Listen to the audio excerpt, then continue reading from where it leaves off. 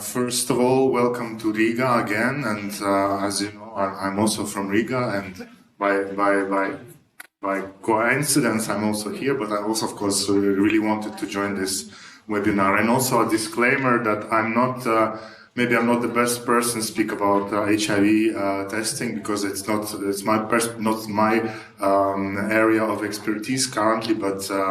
My colleagues provided those slides, and I'll try to do my best to present the new updates about HIV testing and diagnostic from WHO. And if there will be questions that I will not be able to answer, of course I will consult with my colleagues.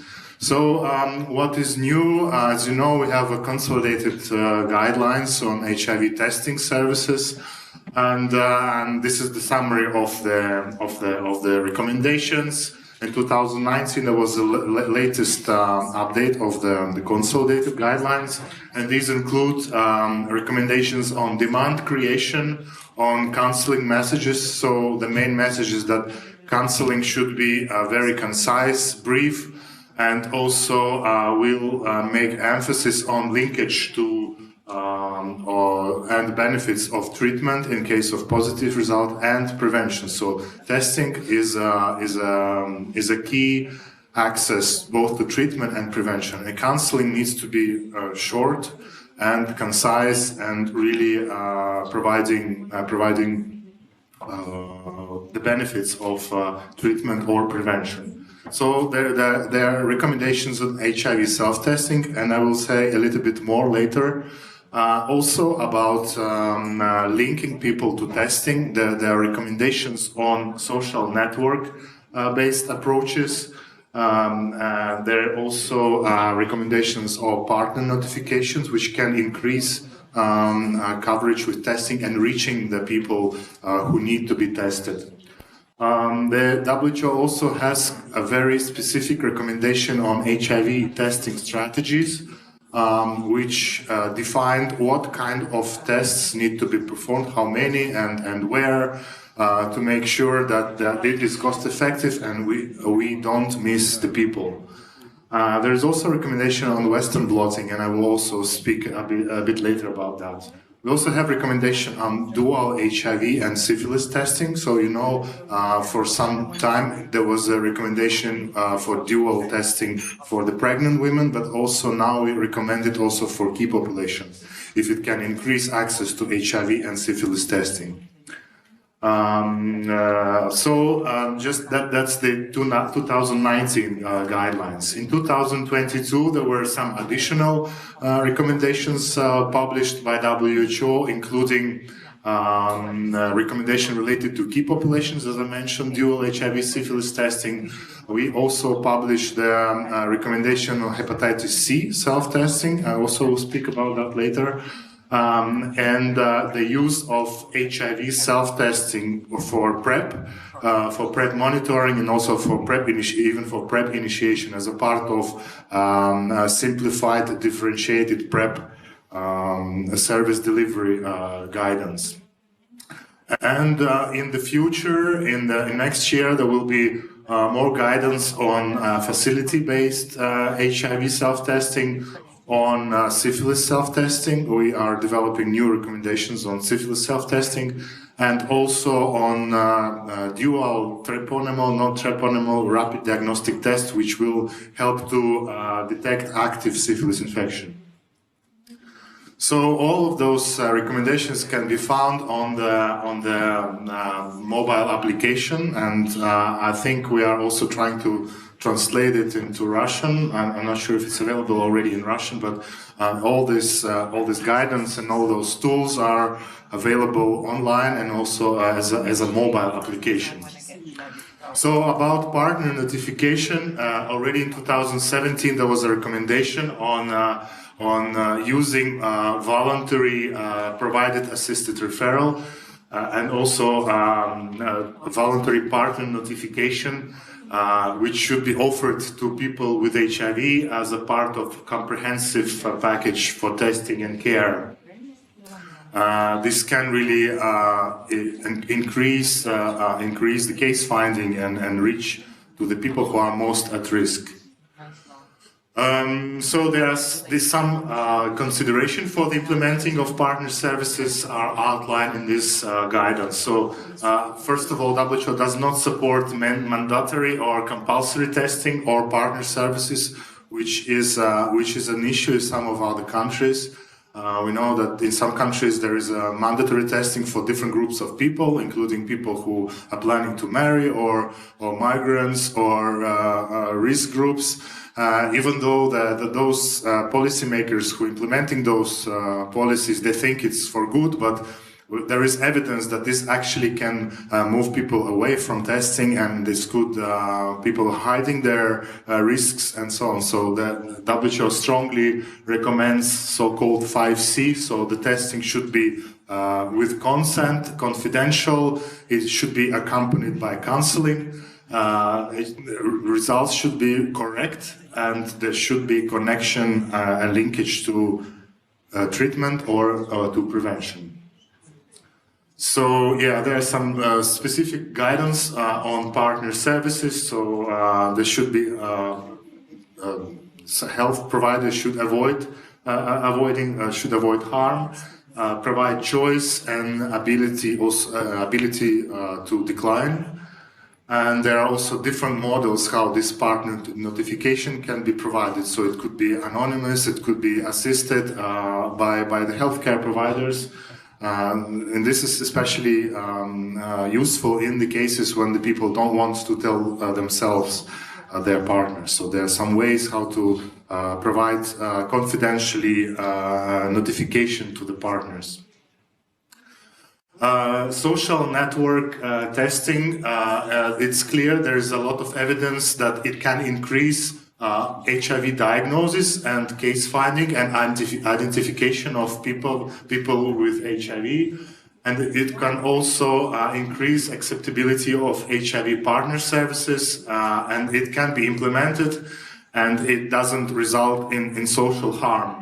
So the recommendation says that social network-based approaches can be offered as an approach to HIV testing for key populations especially. So these are social networks of people who can have social sexual networks, or people who inject drugs. So there could be social networks of people who inject drugs, social contacts and other groups of key populations.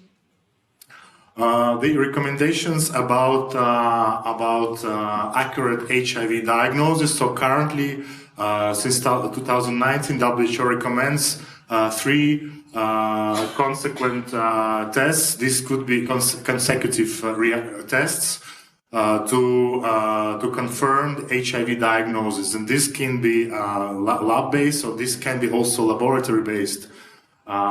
So previously it was recommended for low-burden countries, but since the positivity is getting lower in all countries, so now this 3-test strategy is recommended for all settings.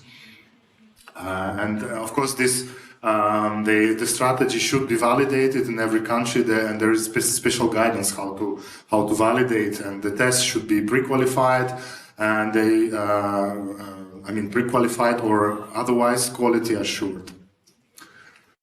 As I mentioned, there is some tools how to optimize HIV testing algorithms in every country. So every country should have their own national validated or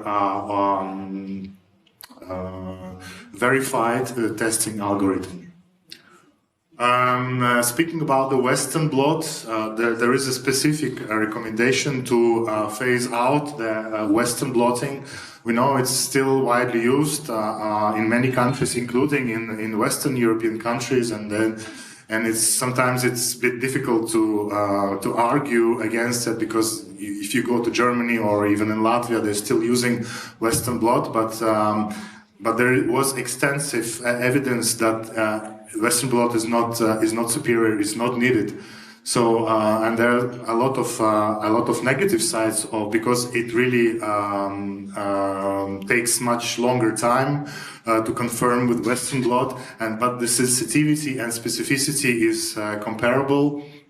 And so we're not missing people if we don't use the Western blot, but we're missing people because of the Western blot, because of the longer waiting times, people may be lost to follow up. They may, because the faster we put people on treatment, the better are the outcomes, and also the lesser is the risk of the people will be lost on the way.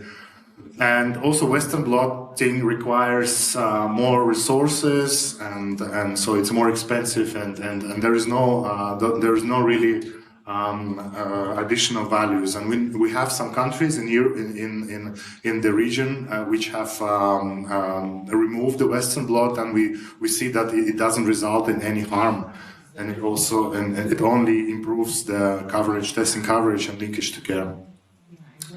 There's some new guidance about HIV testing in the antenatal care or antenatal consultations. So basically, one is that WHO recommends testing for HIV, syphilis, and hepatitis B for all pregnant women, and this actually is a part of so-called triple elimination. Now we have, you all know that there was a validation of elimination of mother-to-child transmission of HIV and congenital syphilis, but now we have recommendations and also validation procedure for triple elimination, and there are several countries in the region which might consider also the triple elimination, including hepatitis B, because as you know, with the vaccination and also with testing of pregnant women and with prevention, like targeted prevention, we can achieve really prevention of hepatitis B transmission as well. So the retesting for pregnancy, as we know, in some countries, pregnant women are tested 3 or 4 times during the pregnancy, but it's not necessary unless there is a kind of a real risk. It could be considered for women at high ongoing risk. So the retesting in the 3rd trimester can be cost-effective among key population in the settings of low HIV burden. So there are some recommendations on the frequency of retesting for people at ongoing risk. So basically, for key populations, and WHO still recommends testing at least once per year for people from key populations, and of course it can be more frequent if there is a really high risk, but this modeling studies show that up to 3 tests per year is cost effective. And also now with the HIV self-testing, this can be actually that can be addressed, because it can be done by people themselves, and it can be used as a triage test, as HIV self-test. So also the new recommendations that the dual HIV and syphilis test can be also offered, self-test rapid test can be considered also among key population to increase access to HIV and syphilis testing. We see in many countries in Eastern Europe, also in Central Europe, a rising incidence of syphilis, especially among MSM, so this really should be addressed. This is the map of the implementation of HIV, syphilis dual test in key populations and pregnant women. I think you can find it also online.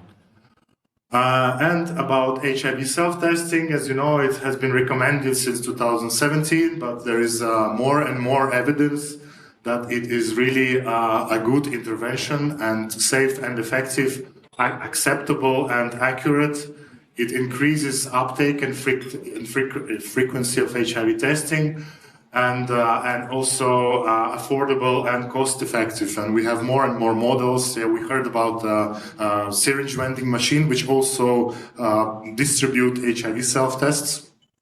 And there are many projects where HIV self-tests were also distributed through postal delivery during COVID, and so on and so on. So There is a strong recommendation with moderate quality of evidence, which means very good evidence actually in the WHO language, that HIV self-testing should be offered as an approach to HIV testing services. Also, HIV self-testing can be used for PrEP, for both PrEP initiation, but even more for PrEP continuation. So here you see this the guidance on differentiated and simplified pre-exposure PrEP for HIV prevention, which was published this year, and it will be also translated to Russian early next year. There are a lot of very interesting and very nice, I would say, recommendations, both in terms of hepatitis B, a simplified PrEP delivery in different settings, simplified laboratory testing, for example, just to tell you that creatinine is no longer required for younger people who don't have risk of kidney disease, and so on and so on. So this is a really, really very progressive document for WHO to be published so quickly. So there is also guidance on HIV self-testing in workplaces, which was developed, I think, together with the International Labour Organization. And there are some future directions. So there will be modeling and assessment of use of HIV self-testing in long-acting PrEP. And linkage to prevention following the HIV self-testing. So there will be some more guidance on HIV self-testing next year. There's also a recommendation published last year on hepatitis C self-testing, and even though there is still no WHO pre-qualified HCV self-test, but in some countries it's available, and there was a kind of strong evidence, and also from the HIV programs, but also from the guideline development process, from the consultations with the communities, with other stakeholders, that HCV self-testing can also be useful, especially for key populations. And we had some pilot projects in Georgia and in other countries, in other regions, on HIV self-testing in key population, that it also is very acceptable, and people like to use, especially people who use drugs. The risk screening tools are being kind of reviewed, and they could be used for those first of all in the settings with low prevalence in the general population. For screening those who have risks and symptoms. It should not be used in the settings with high burden, because there is a possibility to miss patients with HIV, and actually the HIV testing should be available to all people. And also HIV self-testing can be an approach to support optimization of testing programs. Yeah, maybe just to briefly mention that we also try to assess the evidence for recency testing, or the clinical significance of the recency testing. And for now, there was not enough evidence to recommend it as WHO, but we will do another systematic review next year. But this is probably not the most interesting. So I think that's all from me.